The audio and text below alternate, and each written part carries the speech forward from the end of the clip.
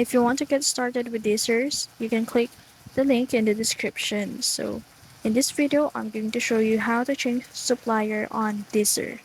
So log in to your account in the official website of DSers, and as you can see in here, you will need to choose a platform that you want to use. So click any platform you want to use. So in this case, we're going to use the TikTok shop.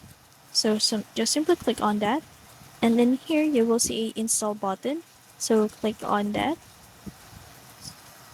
and wait for it to load up, and it will redirect you to the TikTok shop official website.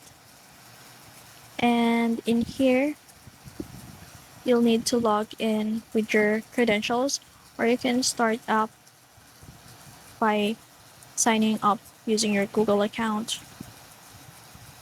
And in here, choose your country.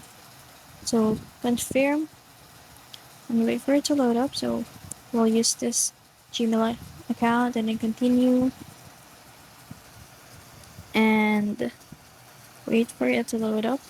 So in here, in order to use the TikTok shop, so you'll need to verify this first with your valid IDs and so on with your business permit. So assumingly we finish this procedure. So now let's head over to the teasers.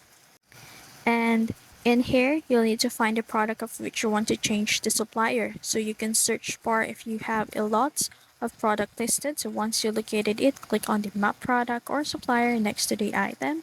And then teasers will now show you a page where your current supplier is mapped. To change it, click find suppliers or paste the AliExpress link of your new preferred supplier in the search box.